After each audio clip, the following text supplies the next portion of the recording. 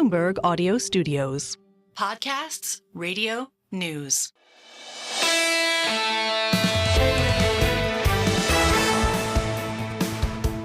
Single best idea. We're keeping it shorter. We're hoping that you like single best idea. The idea is a quick little vignette almost of what the show did. We have in any given show no less than 8 conversations, even 10, where we could use them in single best idea.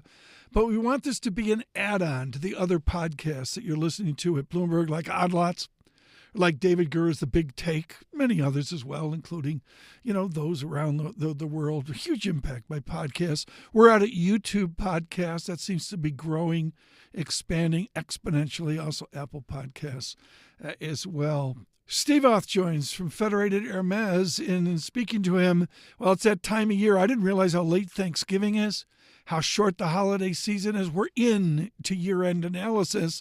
And I asked Steve Auth, what does he do with all those 70-page look-ahead to 2025 reports? We know most of them, as you could guess, Tom, and we have them in our offices, and we ask them to put away their forecasts, and we really just have a dialogue. I do get there's some really smart people working on Wall Street on the sell side.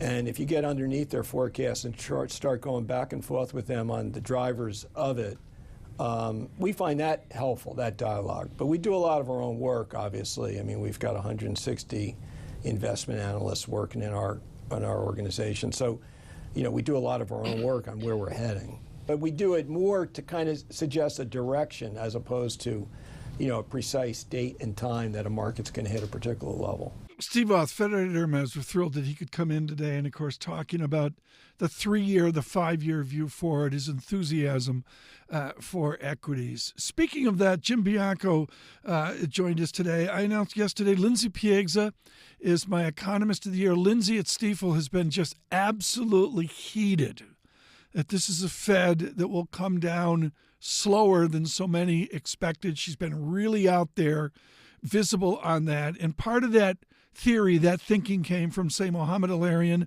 at the University of Cambridge, and also from Jim Bianco at his shop in Chicago. This is a really important conversation, and this harkens back to John Writing at Bear Stearns years ago. There's this presumption out there that level or rising interest rates harms consumption and harms the spirit of finance and investment in America. Jim Bianco pushes against that. There's a perception in the world that rising interest rates are bad, falling interest rates are good. Rising interest rates not necessarily bad. If the economy is growing at a fast nominal rate, like 5%, then that's where they should be, is at 5 or 6%.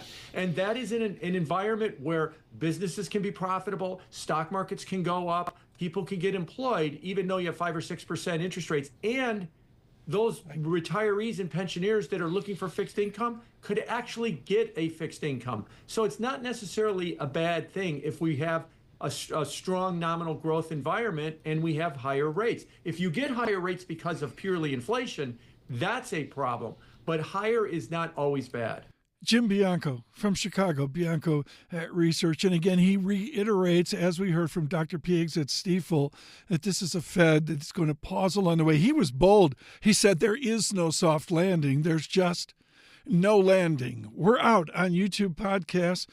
And, of course, subscribe to Bloomberg Podcasts. And good morning on your commute across America.